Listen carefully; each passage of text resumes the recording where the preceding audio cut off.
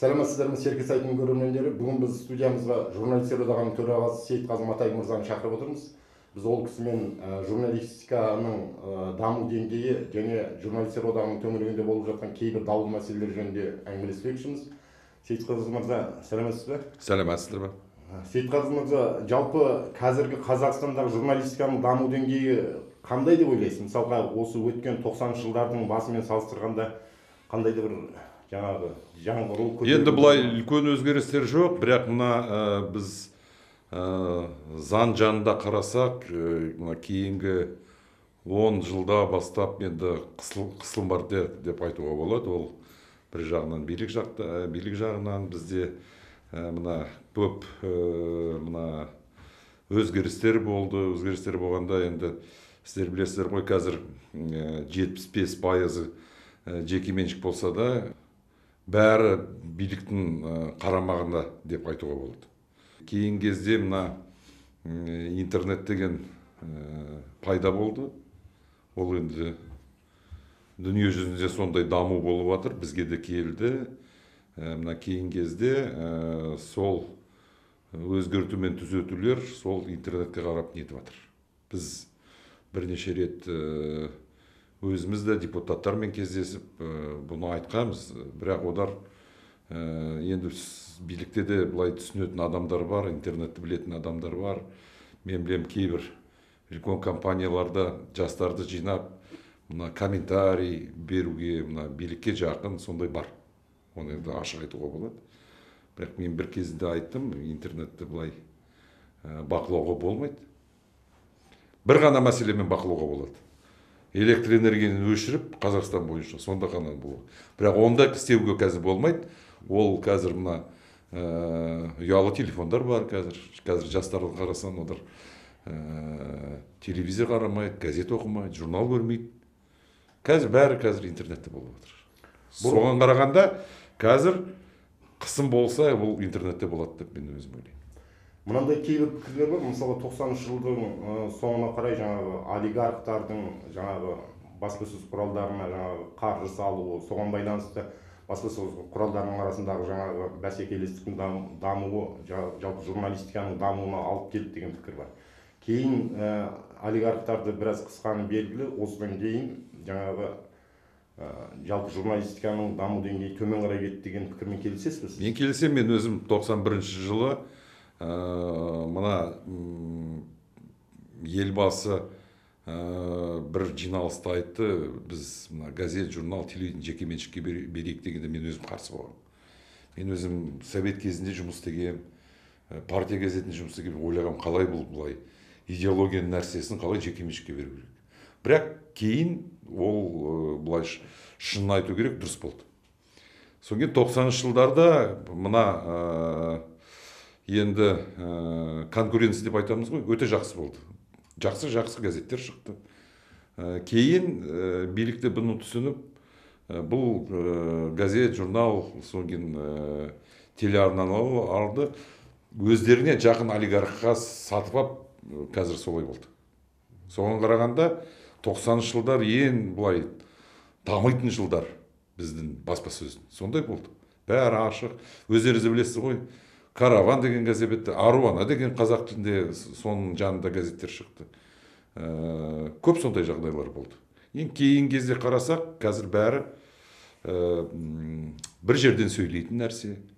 Билікті бұлай сынамайтын қазір баспалар көп. Бірақ оған қарағанда бізде, мен оппозициялық айтылмаймын, енді бұлай мемлекетсіз емес нелер, порталдар бар қазір, газеттер де бар. Көбінесін былай қарағанда жапты, соттармен жапты, былай енді сатып алды. Сондай болды. Ол енді бір жағынан мемлекет сонда түсініп жатыр, біз білеміз.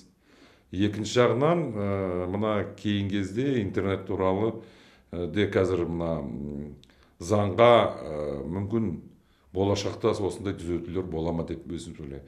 Жалпы айтсақ, біз мына порнография, терроризм, бізде қарсымыз, оны қолдаймыз. бірақ оны сол судың ішінде кішкентай баламада болып қаламыз деп өзіміз ойлаймыз. Сөз бостандығын шектеу деп болып қалады деп енді сол нетеміз. Бұл жалпы айтсақ, бұл бізде ғана, Қазақстанда ғана емес, басқа мемлекеттерде де сондай бар. Терроризм, экстремизм деп басқаларында жауып тастайды. Ондай ол қазір Ресейде де сондай бар. Бұны билік неге түсініп отыр? Қазір жалпы былай қарасақ, мына интернетпен бұны енді бақылауға болмайды. Содан кейін комментарий болғанда анонимдар, нелер білмейсің, бұның артында кім тұр, бар ма? Содан кейін мына бұрында болады ғой, мына түнде ұрып кететін болады ғой, сондай болып қалды. Сен көшеден келе жатсасын, біреу сен артынан басынан бір соқты қашып кетті, білмейсің. Кім таба алмайсың. Сондай да бар. Қазақстанда алсақ, халқымыз 17 миллион, ең үлкен 9-шы былай қарағанда дүние жүзінде территория, соған қарағанда билікте бәрін түсініп отыр. Сонда енді телевидение, былай қарағанда 90% ақпарат телевидениеден алады біздің халық. Телевидение қазір бәрін билік ұстап отыр. Былай енді 31 каналда болды, КТК-да болды, былай қарасақ қазір көбінесе енді мына билік бұны ұстап отыр. Сейітқазы мырза, жалпы мысалға көптеген одақтар, оның ішінде жаңағы жазушылар одағы да бар, суретшілер одағы да бар, журналистер одағы да бар. Бұл жалпы Совет одағының жаңағы идеологиясы үшін құрылған бір құрылымдар болып саналады. Соңғы кездері мысалы жазушылар одағы, суретшілер одағын тарату туралы мәселелерді айтып жатыр. Осы тұрғыдан алғанда сіз енді журналистер одағының төрағасысыз ғой. Журналистер одағы жалпы Қазақстанда журналистиканың дамуына қандай да бір көмегі тиіп отыр ма, әлде бір жай бір бұл құрылым? Енді мен төраға болып жай деп айта алмаймын. Оны шынын айту керек. Мен 2001 жылдан бастап осы журналистер одағының төрағасы, ол аяқ астынан болды. Енді сіз білесіз бе, білмейсіз бе, 96 жылы мына қоғамдық бірлестік деген заң шықты ғой. Сонда 96 жылдан бастап 2001 жылға дейін біздің одақ тіркеуде де болған жоқ. Содан кейін маған ақсақалдар келіп, осылай. Оның ішінде Камал Смайылов бар, сол бұрынғы журналистер одағының төрағасы. Енді олар білетін, мен 98 жылдан бастап ұлттық баспасөз клубын құрып, ғимараттарымыз бар, облыстарда да қазір филиалдарымыз бар. Соған айтты, енді өзің көмегін істеп, бізге тағында осы тіркеуден, қайта тіркеуден өткіздім. 2001 жылдан бастап жұмыс істеп келе жатырмыз енді. Әрбір одақтың ішінде сондай болады, мен білемін. Сіз енді жалпы былай қарасақ, мен өзімді былай қорғамаймын, жұмысыма енді өз журналистер, содан кейін қоғам өзі бағасын берер деп өзім ойлаймын. Содан кейін бұл одақтың несі, бұл кресло емес. Міне мен келдім, бітті, мына жазушы одағы сияқты там 16-20 жыл деп оны айтуға болады. 5 жылда бір рет бізде конференция өтеді. Мен есебін беремін. Содан кейін өзім де сұраймын, сайлауға кім шығады? Шығатын да бар, бізде болды. Өткенде біз Астанада өткіздік. Содан кейін енді дауысқа салғанда болады бұл. Содан кейін мен былай енді кейбір азаматтар бар, осыған енді ұмытылатын. Мен айтам, бұл ашық әңгіме болсын. Мен жалпы енді былай неткенде бұл мемлекет бұны енді кейбір кезде болады ғой, одаққа апарып, бізде де мұсылман несінде де қауіпсіздігінде болды ғой сондай, қауымдастығында. Биліктен әкеліп, менде ондай жоқ. Мен біреулер айтады, сен екі креслода тұрасың, бір жағынан билікке де жақынсың. Мен билікпен жұмыс істеу керек. Бұны заңдарды өткізу керек. Содан кейін журналистерді қорғау керек. Енді бұрынғы сияқты емес, анау пәтер беріп, үй беріп деген ондай, одақта ондай жоқ. Журналистер одағы жалпы Қазақстандағы журналистиканың дамуына, жалпы сөз бостандығының дамуына қандай да бір әсер етіп отыр? Енді оны заң бойынша қарау керек. Қазір кейін кезде талай заңдар шығып жатыр, не етіп, біз бәріне оны қатынасамыз. Басқаларын шақырсам, олар келмейді де. Содан кейін біз осындай билік заң дайындап жатыр, бізге қарсы келіндер, талқылайық, депутаттармен сөйлесек, ешкім бұл келмейді. Мында әділ сөз деген бір қоғам бар, бір қор бар. Сол әділ сөзбен жұмыс істеп келе жатырмыз. Былай қарағанда журналистиканың қасында ұйымдар көп. Клубтар бар, тағында басқалар. Сол кейін менің былай қарағанда жұмысыма бірақ қарсы шығатындар былай мен өзім жалпы былай естеймін, ашық естімеймін. Фейсбукта журналистер одағы деген бір сіздерге балама бір топ құрылды. Осыған байланысты сіздің үстіңізден де көптеген мәселелер жаңағы интернетте бір материал көрдім мен одардың көбін. Кім өзі? Енді одардың мен аттарын айтпай-ақ қояйын, бірақ одарды білемін. Мен де интернетте былай кейінгі кісі емеспін. Фейсбукта болмасам да былай IP адрестарымен бәрін мен таптым. Кім екен ол? Одар мен кезінде де айтқам, келіп әңгімелесейік, нетейік деп. Ол жай журналистің одағының мүшелері де емес. Өздері журналист, мен журналист деп санайды. Фейсбукқа шықса ол журналист емес. Мен өзім ойлаймын журналистика. Газетте істеу керек, телевидение істеу керек, бір 5-6 жыл, соның нету керек. Оның ішінде енді былай қарасақ, менің көзқарасыма айтатын сөзіме ұнамайтын адамдар деп айтуға болады. Біреу бір мәселемен келіспейді. Содан кейін мен енді былай қарағанда ортақ жүремін. Кезінде мен сізге айтайын, Қазақстан журналистер одағы емес, Қажар журналистер одағы деп құрамыз деп болды. Мен айттым, құрайық, мен көмектесейін. Керек болса ақша да берейін. Менде мүмкіндік ондай бар. Біздің одақта. Бізде 5 мың мүше бар. Сонан кейін мына кейінгі 10 жылда бірнеше осындай ұйым құрамыз деп өткенде Астанада құрды, мына бас редакторлар клубын құрды, осылай альтернатива дейді. Мен білем, биліктен ол шыққан, оны Ертісбаев біздің жұмысын көре алмай құрып. Содан кейін одарды не?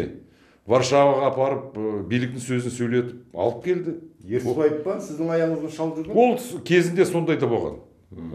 Менде жалпы проблем жоқ. Мен бәрімен жұмыс істеймін. Ал қазір аяғыңыздан шалып жүрген кімдер ол?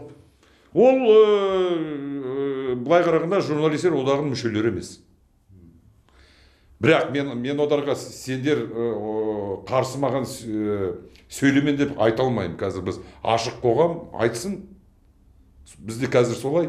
Мен де кейбір менің сөздеріммен келіспейтін. Келіп айтсын, ашық әңгіме болсын. Мен кімнен де болсын қорықпаймын. Содан кейін мені бірнеше рет тексерді.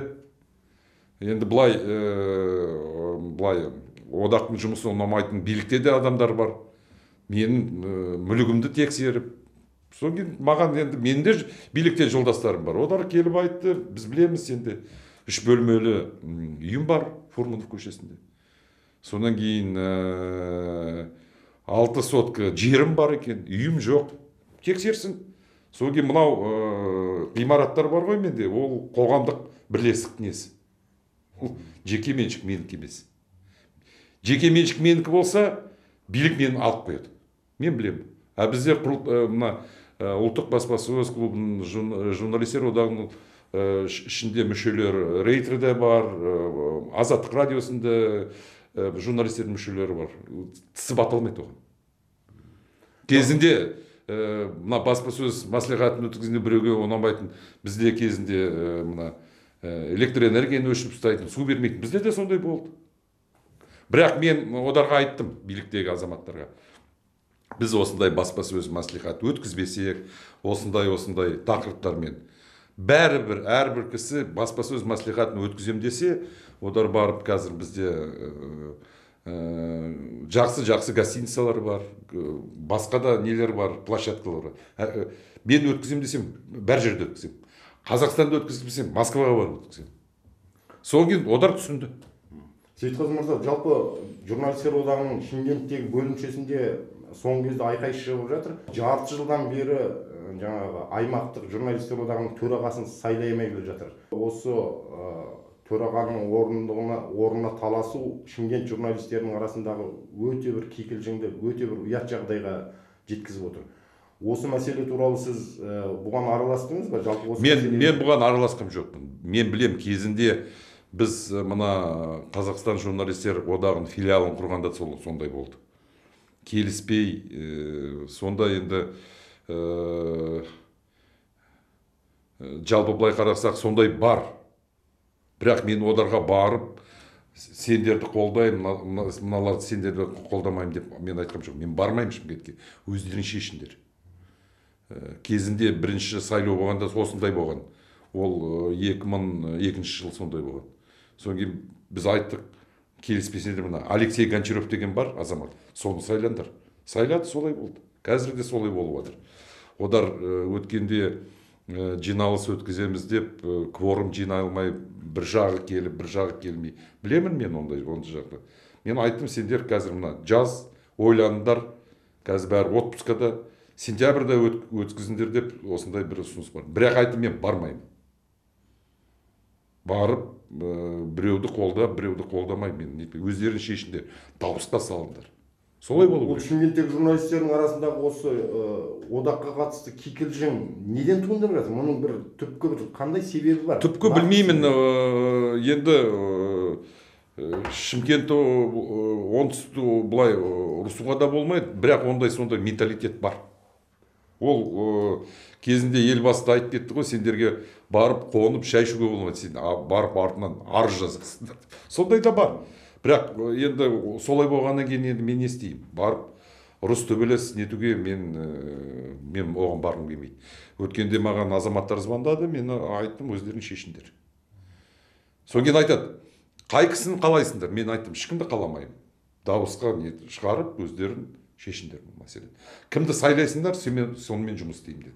Осының себебінде бір ұрушылдық, жаңа Шымкентте айтады ғой, қ мен д ның шайқасы деген осы мәселелерді жаңа... Мүмкін де ол да бар шығар, менен оны айта алмаймын. Мүмкін бар шығар ондай. Содан кейін бізде Шымкентте сол 2002 жылда осындай жағдай болды. Біреулер келіспей, өздері одақ құрып, оңтүстік Қазақстан облысы бойынша одақ құрып, мен оған да келістім. Айттым, проблем жоқ, құрсандар құра беріңдер.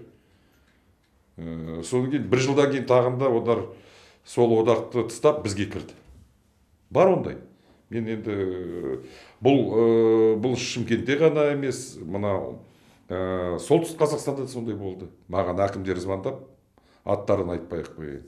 Бір кісілермен келіп, біз басқа бір адамды сайлаймыз. Өздері солтүстік Қазақстанда тұрмаған әкімдер бар ғой. Біреулерді ертіп кеп, мен айттым, мұндай болмайды. Мен бір әкім айтса, ананы сайлайық, мен оны тыңдамаймын. Бізде сонда біз солтүстікте қалдырдық. Батыста да сондай болды. Бір кісілерді алып кеп, мына әкім маған звондап, мен айттым, сіз бүгін барсыз, ертең жоқсыз. Жергілікті бар адамды сайлау керек. Сол жақта туып өскен, солай ету керек. Ертең енді әкім ауысса, ол да кетеді ғой, төрағам. Бірақ мен айттым, содан кейін журналистерден енді сөзі өтетін позициясы бар адамды сайлау керек. Содан кейін мен қарамаймын. Бұрын болды ғой, ойбай, облыстық газеттің редакторы не болсын, төраға болсын. Бізде ондай жоқ. Қарапайым тілші де болу болады. Бірақ одар бірінші журналистерді қорғау керек, екіншіден позициясы болу керек, үшіншіден елдің сөзін сөйлеу керек. Сондай болу керек. Жалпы Қазақстан журналистер одағының келесі құрылтайы, келесі съезі қашан болады? 2016 жылы болады. Май кезінде. Ол съезге өзіңіздің кандидатураңызды тағы ұсынасыз? Оны мен білмеймін, оны бізде басқарма деген нәрсе бар. Басқармада оны біз талқылаймыз, бізде солай. Содан кейін журналистер одағының филиалдары бар бізде, 14 филиал бар. Одар не шешеді? Мен енді шын айтайын, мен осының алдында бір ай бұрын жұмыс істегенде менде жоқ ондай. Бәрі басқа да журналистерден сұраса, бізде осылай. Содан кейін бізде енді Қазақстанда 10 шығармашылық одақ бар.